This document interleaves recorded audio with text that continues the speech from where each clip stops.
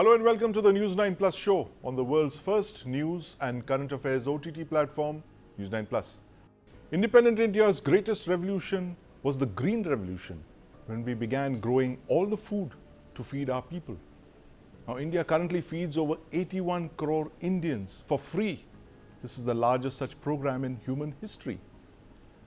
Now, across the international border and the line of control, Pakistan is also farming.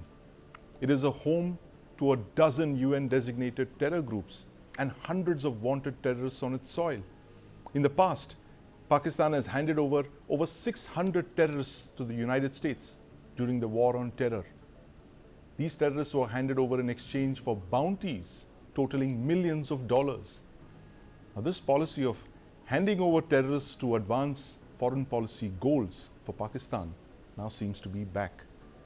Let's hear what President Trump had to say on the February 14th when Prime Minister Modi was visiting the White House.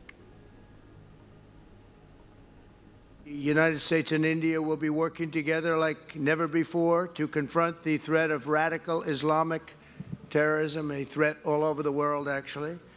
Today, I'm pleased to announce that my administration has approved the extradition of one of the plotters and one of the very evil people of the world, and having to do with the horrific 2008 Mumbai terrorist attack, to face justice in India. And just when you thought the screws were going to be tightened on the Pakistani deep state, let's listen into what Donald Trump told the US Congress during his address yesterday. I want to thank especially the government of Pakistan for helping arrest this monster. This was a very momentous day for those 13 families who I actually got to know very well, most of them, whose children were murdered, and the many people that were so badly, over 42 people, so badly injured on that fateful day in Afghanistan. What a horrible day. Is this another Donald Trump flip-flop, this time on terrorism that affects India? Could this represent a return to the US policy of having two types of terrorism? Terror which affects the United States versus terror which affects India. Now, both, very importantly, have different responses from the US. What does this mean for the Pakistani deep state's use of terror as an instrument of state policy? Joining me now on the News9 Plus show are Avinash Mohanani, former DGP Sikkim Police, long-time Intelligence Bureau hand. Also have Ambassador Anil Trigunyat and Major General Sanjay Meston. Gentlemen, welcome to the News9 Plus show. Ambassador Trigunyat, Tarif for Pakistan and tariff for India. Explain the significance of President Trump thanking Pakistan in the US Congress yesterday. Well, ये तारीफ तो बड़ी short-lived है मेरे ख्याल से. But as you know, with President Trump or with the US administration in general, they recognize terrorism when it hurts them. They are not really concerned or much bothered about it, whether it is any other country. Of course, statements are made all over, but we have seen what happens to all the Khalistani terrorists, Yes, extremists, others. They are all prospering in these Western countries, including the United States. Today only we have seen absolutely, that how Jaishankar's convoy was attacked by some of these Sikh militants there. They don't know anything about it. So it is something that we need not be extremely enthusiastic when he reads out that we'll fight terrorism everywhere. It right, is only they smoke them out when it is in their firing line. right. So let's have to fight our own battle ourselves. As simple as that. Well, absolutely. We have to fight our own battles, and these could just be statements promising milk and honey, but at the end of the day, the US acts only in its supreme national interests, and this is something that you've also been writing a lot about, Avinash Mohanani, the fact that the US acts in its supreme national interests, especially when it comes to terrorism, and they have this thing, our terrorists versus your terrorists. But explain to our viewers the importance of the arrest of Mohammad Sharifullah, this ISIS KP guy. Does his deportation become so much more important, so much more significant for Donald Trump because it helps show the Biden administration in poor light? Sandeep, thank you for calling me. Sandeep, let us see the show that Trump conducted on in the U.S. Congress. It was all orchestrated. It was all planned. The people were there, and he cherry picked those cases where he could show the success in last more than a month of his being the president. So this was one case where he could showcase that, look, my orders have given us the terrorist who was involved in the Abigate incident. Yes. If you see the entire narrative that or the policies that Trump is announcing, it's totally America-centric. Yes. So if he looks after his interests of his own Republican Party or the presidency and then the America, it is expected. It is nothing new that he is doing. And we all knew about it, that he's a transactional president. He's not a president bound to certain frameworks, certain international conventions or laws or relationships. He's far more a transactional man than a man of rule. Right, absolutely. He's a far more transactional man than a man of rule. And, General Meston, this transactional behavior is something that's very suited for the Pakistan army. The joke was that during the President Musharraf days, you had this thing of ask and the Pakistan army shall deliver. And General Musharraf has mentioned that in his memoirs as well, that he has handed over something like 600 terrorists to the United States over this war on terror. And they've earned Pakistan a lot of money, in exchange. Explain to us how the Pakistan military could have played a role in this new transaction that is, playing out with a very transactional US president. Sandeep, I would put it other way.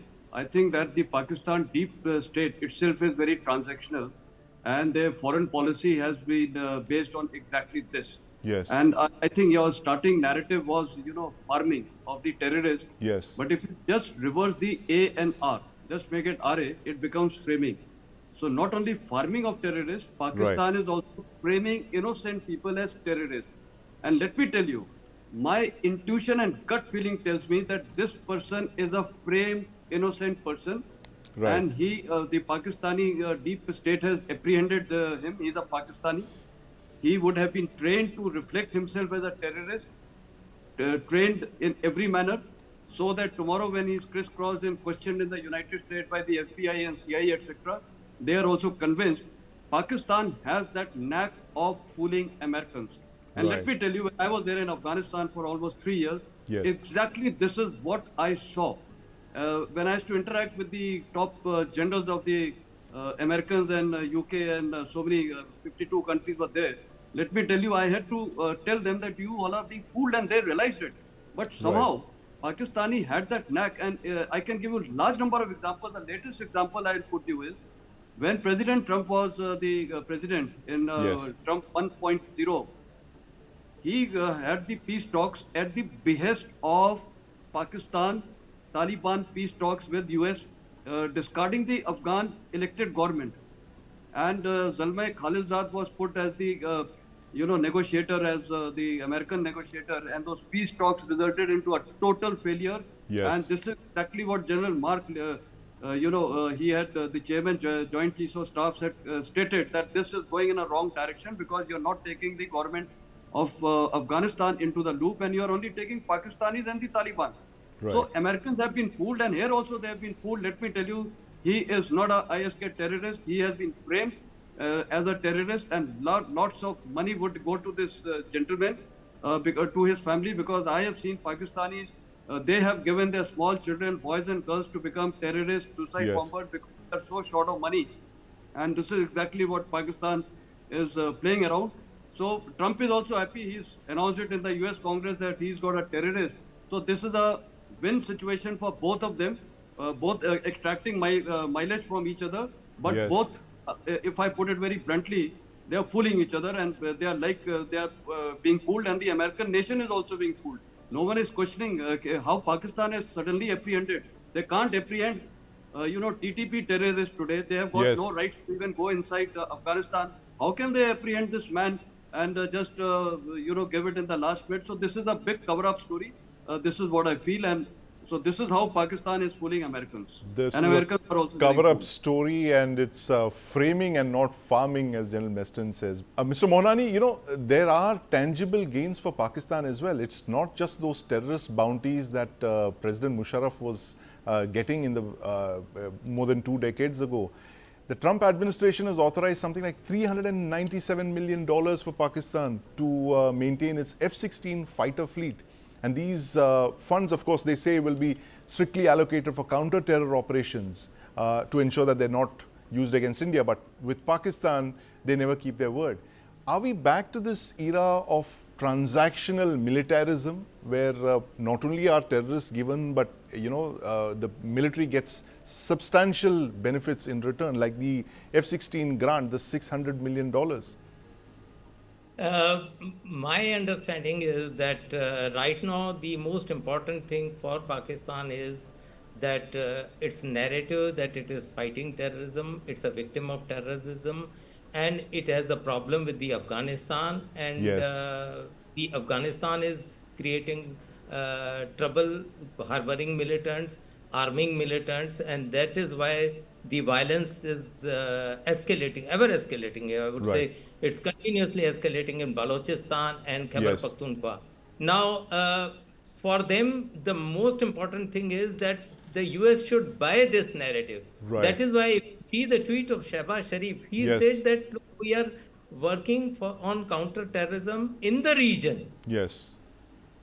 and we are the victim of terrorism. So, if they are able to sell this narrative, they can put pressure on the interim Taliban government in Afghanistan so that their issues on TTP and other fronts could be sorted out. Right. As far as this boy is concerned, now he's in the US and he's an Afghan national, caught, of course, from Pakistan. Yes. But interesting reaction is of the interim Taliban government. They said that we always said that the ISIS has, or ISKP has, Yes. hideouts in Pakistan, Yes. not in Afghanistan.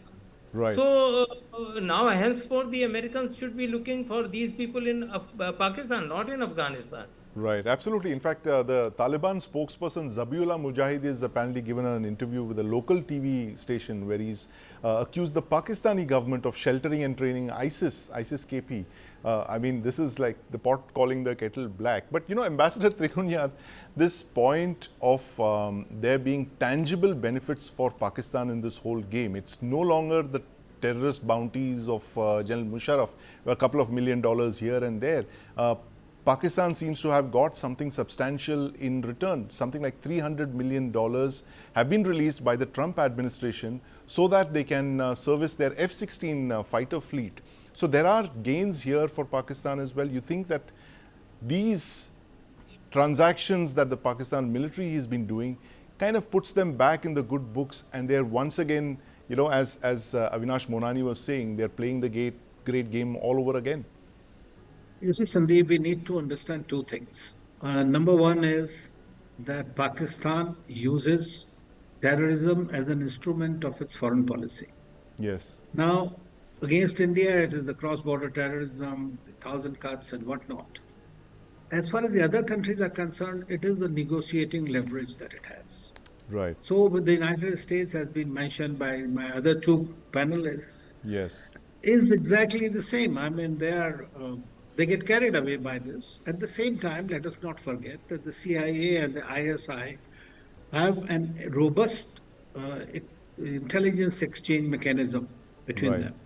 And Right. counterterrorism is something which United States in Pakistan and Afghanistan, and so does Russia and China with Pakistan in that sense, collaborate to a great extent. Because for them, the ISIS, the Afghan Taliban and others have been the targets. So there the Pakistan comes handy. And that's why I always say that Pakistan, for somehow, Yes. has this uncanny ability Right. to encash its nuisance value with all major powers.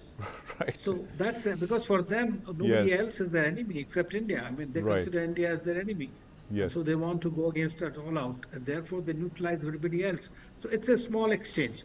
Now, as far as F-16s are concerned, again, the United States is not naive. They play these games like the chess game, very Yes. clearly. They are giving these F-16s to them directly, not through Jordan, through other countries. They provide them. They provide them these spares.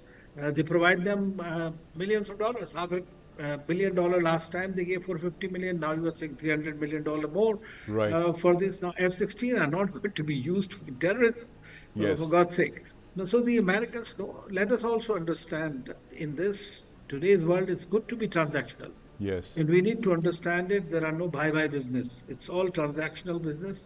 And as long as you are strong, you can take care of your own interests, you are fine. Right. Otherwise, I mean, you can't be at the mercy of either the Americans or the Russians or the Chinese. You know, and like you said, Pakistan has demonstrated this uncanny ability to cash in on their nuisance value. In fact, I was just listening to what Pakistani blogger Wajahat Khan had to say on his recent podcast, where he says that the DGISI, General Asim Malik, had parlays with the new CIA chief, John Ratcliffe, the Munich security dialogue last month, where apparently all of this was discussed. And Wajahat also makes this very interesting claim that Pakistan has been farming out terrorists not just to the United States, but also to Iran and to Russia, which is a very interesting twist in their foreign policy thing, where they're not only giving it to the US, but to all other countries that advance their foreign policy goals. But coming back closer home to what concerns us the most, which is Jammu and Kashmir. General Meston, do you believe that this emboldened Pakistan military, which now feels that it has Trump on its side, thanking them in the US Congress, will now do something in Jammu and Kashmir? I'm sure they would have been very rattled by the peaceful conduct of elections. And of course, you heard the foreign minister say today about how the situation is back to normal and the debate is on recovering Pakistan-occupied Kashmir. General Meston. Yeah, absolutely. See, Pakistan, whether Trump support or no Trump support or Biden support, they are continuing exactly. Always the cross-border terrorism in J&K has been continuing, and not only in J&K, even they are trying to send drugs and smugglers, etc., from the international border in Rajasthan and Punjab. So their policy is very, very clear. They will continue to do it.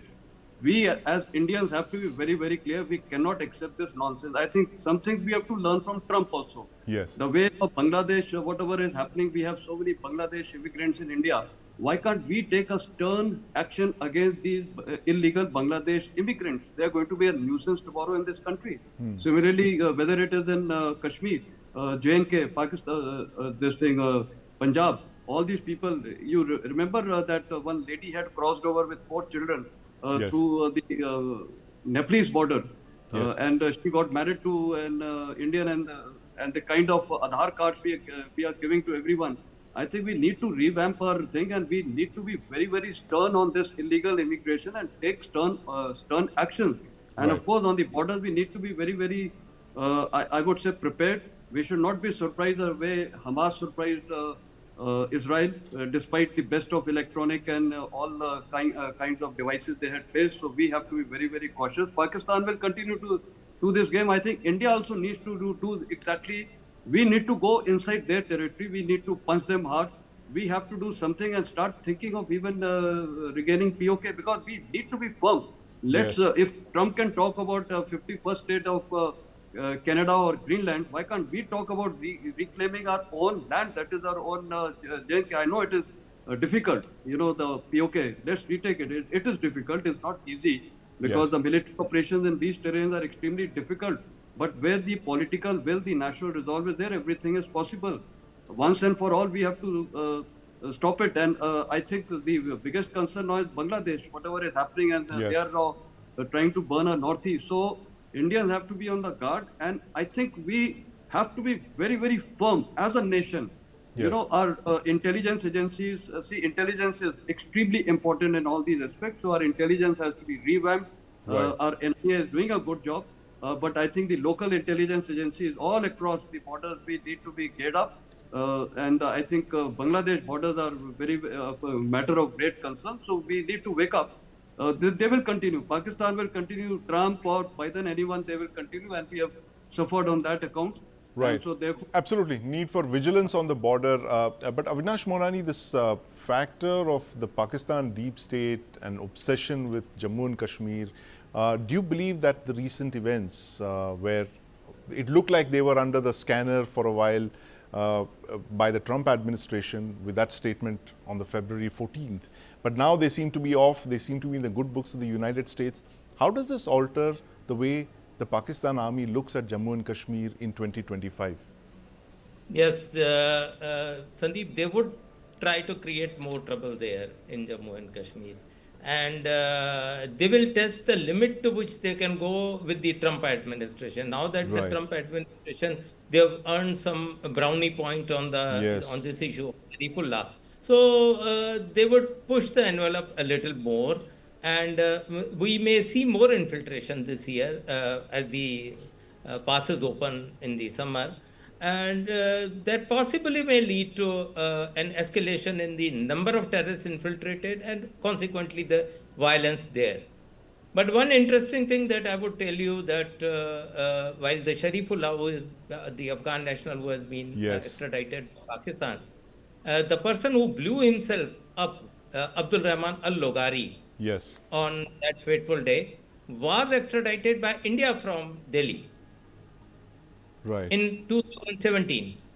He was in custody with the Americans at Bagram Air Base till August 15, 2021, when Taliban stormed the Bagram jail and released all the prisoners. Right. That time, that person got somehow ran away from the prison, and within 11 days, he carried out the attack at the Abbey Gate.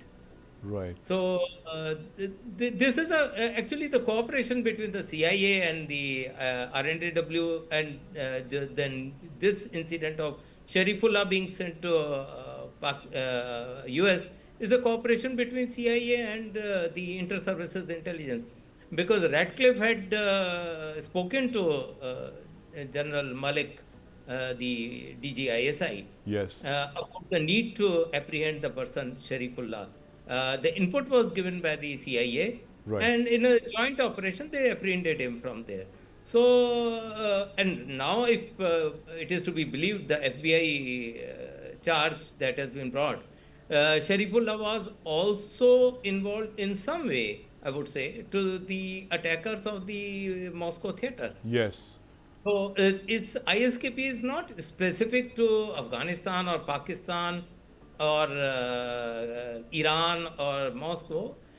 It's a threat in the region, and we also may have to face sometime if it happens. One doesn't know, because these things are very unpredictable. Right. These things are very unpredictable. But the predictable part, Avinash Monani, is the fact that Pakistan's deep state is going to renew its focus on Jammu and Kashmir and, of course, try and infiltrate as many terrorists as it can in 2025. Ambassador Trigunyat, what does this mean for our Jammu and Kashmir policy? The fact that we have stabilized the state after several years, you have elections, you have an elected government in place. Do you believe that Pakistan is going to use these new brownie points that it's got from the United States, is going to try and cash them, and as Avinash Monani said, try and test the limits of the Trump administration's view on Jammu and Kashmir? Well, I don't think that the Trump is going to fall for it. I mean, they are directly interested in their own affairs as far as Pakistan and Afghanistan are concerned, not necessarily about India. He has often said that I can mediate between India and Pakistan, India and China and all. Prime Minister Modi has clearly said, no, we'll handle them ourselves. So he understands that, and he himself quoted it. So I'm not worried about on that score. But as far as the cross-border terrorism is concerned, I think we have been very vigilant in last few years. And as far as the ceasefire on the, our borders still prevails, because Pakistan is facing pressure from Afghanistan right now. So they are a little bit less concerned on the eastern border. But for us, we have to have a continuous vigilance is absolutely necessary, because you can never. These kind of things are a one-time slip. That's it. They don't happen every day, but then one time you have a little bit of a hole into security, and you have these attacks and these kind of incidents. So we need to be far more vigilant and far more prepared to deal with these eventualities and non-state actors that are being propped up by Pakistan time and again. Absolutely. We need to be far more vigilant on the border, especially with Pakistan now emboldened with these new statements from the White House. But Avinash Monani, closing comments from you. There is another unpredictable factor in Pakistan's backyard, which is Imran Khan. Why is it that he never found any mention in any of the White House statements so far in the Trump administration? There was some hope, some belief in the opposition that the Trump administration would raise this issue of Imran Khan's imprisonment, but he seems to have been completely forgotten.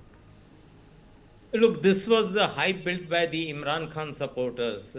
If you recall what happened when the US was withdrawing from Afghanistan, Yes. that time Imran Khan was very unhelpful to the Americans. Right. He made certain comments that they don't know anything, they don't understand. I can tell them what to do or what not to do. Americans have their own self-arrogance of being knowing everything, so they would not like prime minister of a tiny country to advise them how to deal Afghanistan or not. Right. So they didn't like those comments. Besides, in the first Trump administration, if you recall the Trump tweet on January 1, 2018, Yes.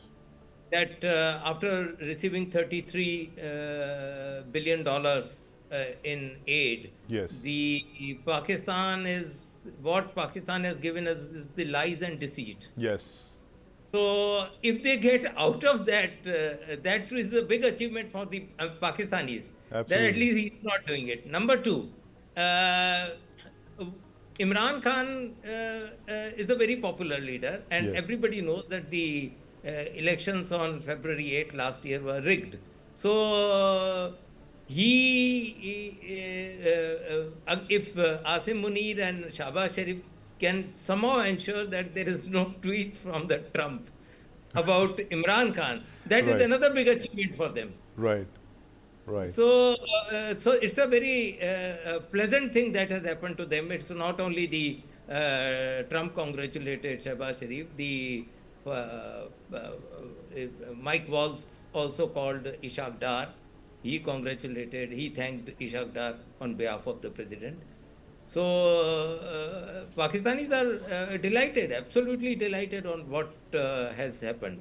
Right.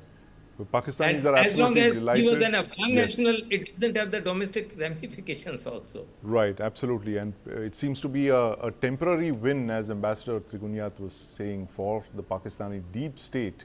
But they always manage to, get it wrong in the long run. They have these little victories, but in the long run, it's always strategic defeat for Pakistan. But thank you very much, Ambassador Trigunyat, Avinash Monani, and General Sanjay Meston for joining us this evening. The Defence Research and Development Organization, DRDO, has unveiled a full-scale model of a new short-range ballistic missile, or SRBM. This missile is called the BM-04. This missile was unveiled at a defence exhibition in Hyderabad last week. This missile is 11.5 tons heavy, it's 10 meters long, it has a diameter of 1.2 meters, and can be fired from a 6x6 launcher, the truck that you see in the picture. The missile has a range of between 400 and 1500 kilometers. It's believed to have a 500 kg payload, but it has a very interesting re-entry vehicle that you see at the tip of the missile. It suggests that this is yet another hypersonic missile from the DRDO. Now, bear in mind that the DRDO just tested a naval hypersonic missile last November. Is this another hypersonic missile from the DRDO's stables? Joining me now to decode this new BM-04 missile is Lieutenant General P. Ravi Shankar. General Shankar, a new DRDO ace. Tell us what you can make out of this new BM-04 missile. There has not been a statement from the DRDO about this missile, but a lot of the specs have been released in the public. The pictures are there. Of course, the full-scale model has been released with all its specs. Tell us how important this missile is to our military. thanks a lot once again, Sandeep, for calling me over for the show. This missile is very important. First and foremost, I think it puts us on a different pedestal altogether. A hypersonic missile, which can be fired from a mobile launcher with a range of a minimum 400 to about 1500 kilometers. My guess, I went through the specs of this and the hypersonic test we did. Yes. Both are approximately the same. I think this is the land version. What they tested on that day last year was the naval version or the sea version. So it gives you an all-round capability. But interestingly, you have to see this missile in conjunction with the Pralay missile, which was shown during the Republic Day and which we spoke of also. Yes. The Pralay has a range of about 150 to 500 kilometers. This has a range of about 400 plus. Right. So you have a ceaseless. Add this with the BrahMos which you have, and all that. So plus the lower ranges of which you get from Pinaka and Smerch, you have now a plethora of equipment which covers the entire border from the LAC well into the depth. That's the first important thing. Right. And similarly, naval variation of this, which goes to about 1,500 kilometers range, gives you control over the Indian Ocean. From any part of the peninsula you fire, you can almost cover the Arabian Sea, North Bay of Bengal, and well down into the Indian Ocean. So I think it's a very, very great capability, hypersonic capability. Right. Which is very important. So that's the first. Yes. Please continue, General Shankar. The second part, which is very important, is, this equipment need not be inducted into the mountains. Right. With just 400, with a dead range of 400, anyway, you need to be, if you want to fire on the LAC or thereabouts, 100, 200 kilometers ahead of the LAC, it's good to be outside the that dead range, which means that you can operate this missile from planes. So you don't have to push it up into the mountains and go through and all that. And if you say, just for argument's sake, you want to put it in the Eastern Command. Yes. Right from Siliguri, you can deploy it anywhere you want, and you cover a whole swath of the LAC. Right. And that too from normal planes. And so where your mobility is good, you don't need special specs for your vehicle to go up. You're not bothered about the weight of the missile. Right. You're not bothered about taking it to high altitude and roads and all those problems which come with it. You're not affected by the inclement weather which you get in high altitude.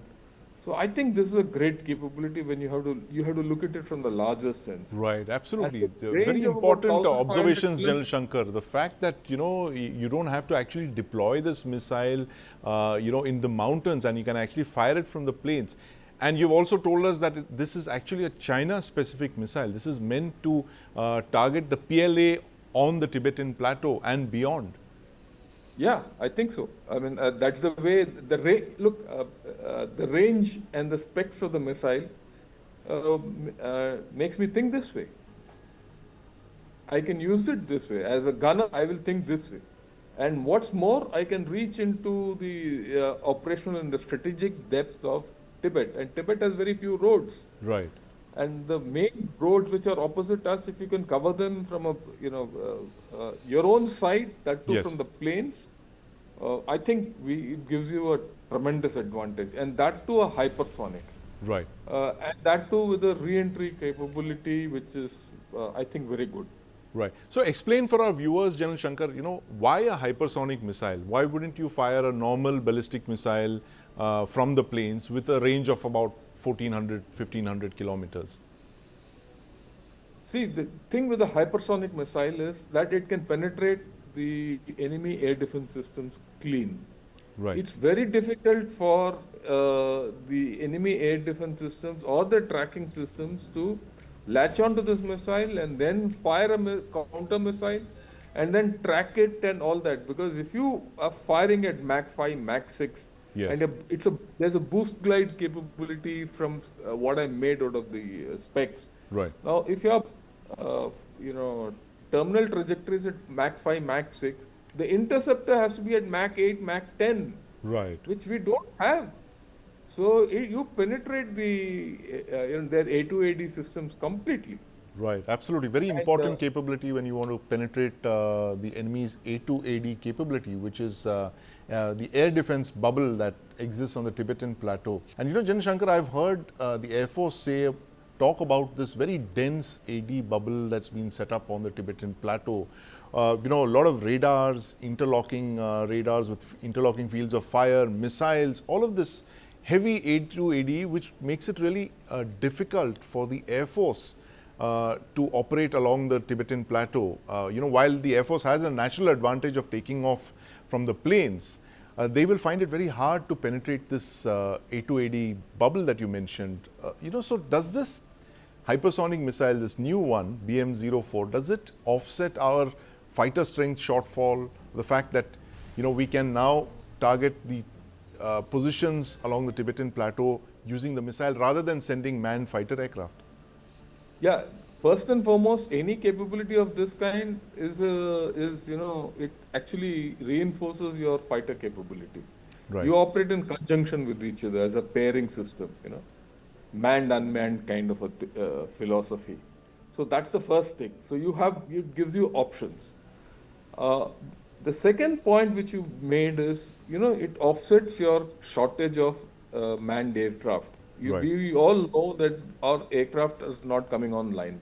Yes. Whether it's Tejas or AMCA, or whether we're going for F-35 or we're going for advanced Rafales or whatever, Right. they're not going to be coming in time, and your squadron strength is going down. But, right. To offset that in terms of numbers, you have this capability which is a short-term capability, because this is indigenous. You can manufacture it at pace, at Right. scale, at much lesser cost, right? And the same, and integrated with your existing offensive systems or defensive systems, whichever way you look at it, or your surveillance network, everything. And you maintain your capability, which is, I think, very, very, very important. Right. And it's not that a missile capability replaces a fighter squadron capability, Yes. a fighter capability. I'm not suggesting that. All I'm saying is that in the interim period, when your fighter's strength is going down and you're not able to replace it on a one-to-one basis, such missile capability, such firepower capability, Yes. it's not only the hypersonic. Right. You also, like I said earlier, BrahMos is equally fast. Yes. BrahMos also travels at about 3 to 3.5 Mach. Yes. So that's just about lesser than hypersonic. Right. So you have BrahMos, you have Pralay, you have Pinaka, which is going to go up to 120 kilometers shortly. Yes. And if you have put a ramjet on a Pinaka, it can go up to 240 kilometers. So you have this capability coming up, which is going to be telling.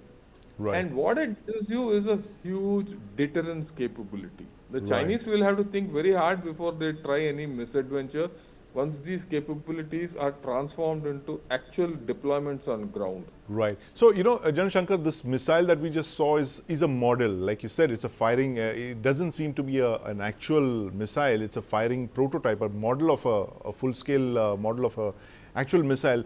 You know, give us an idea how long this will take to go from, you know, test firing to induction.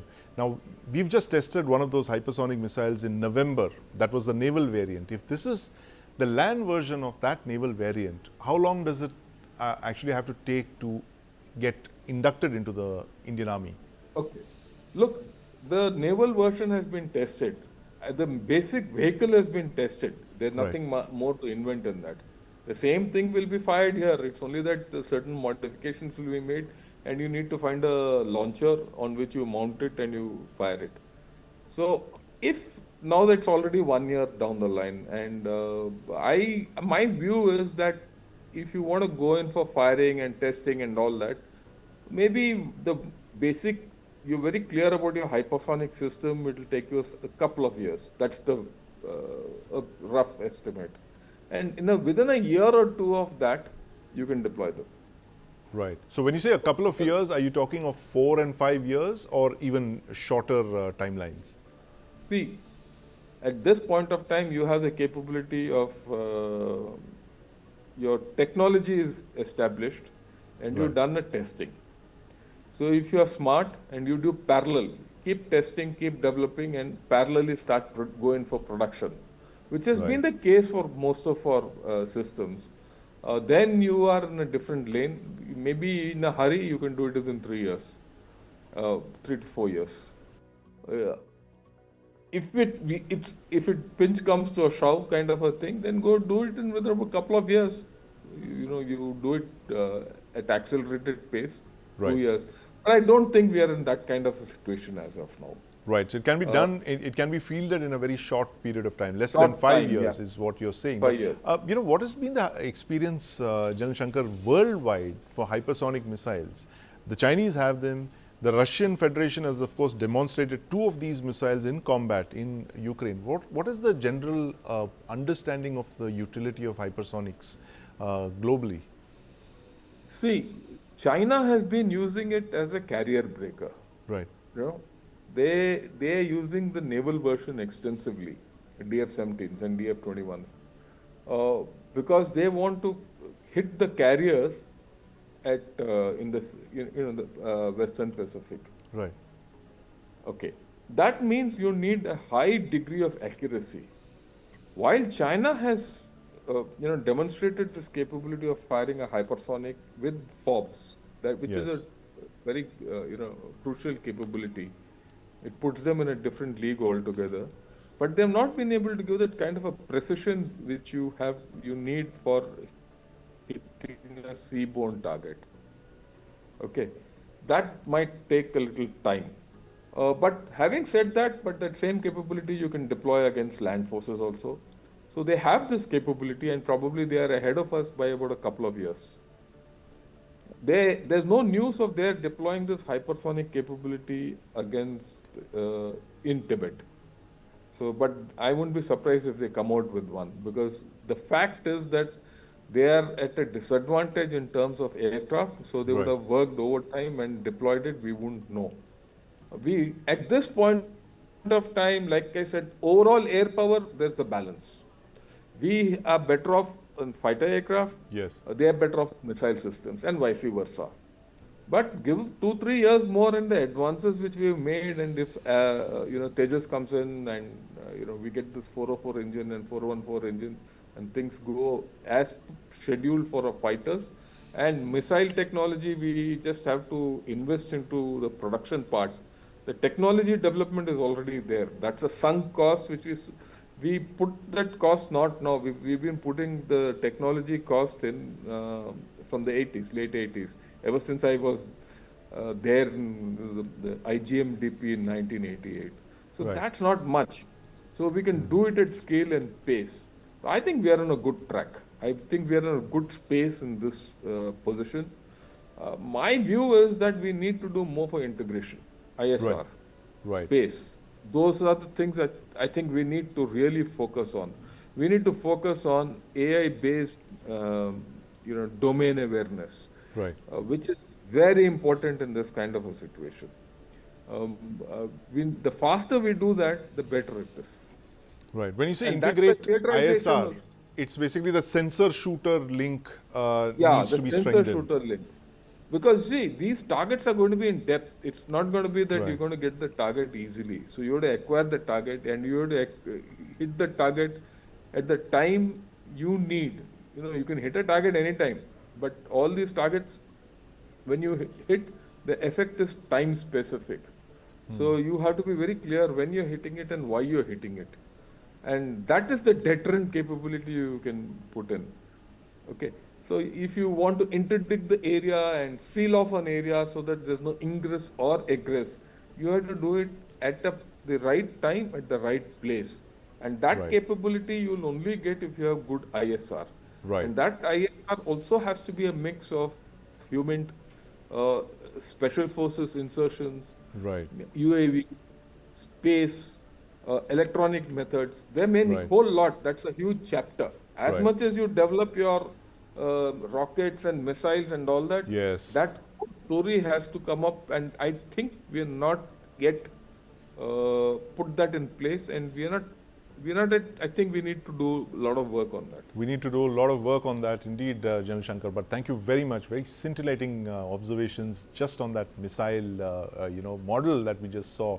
And hopefully it will translate into a full firing model, a full firing prototype. And we'll come back to you for your comments on that hypersonic missile. But thank you very much, General Shankar.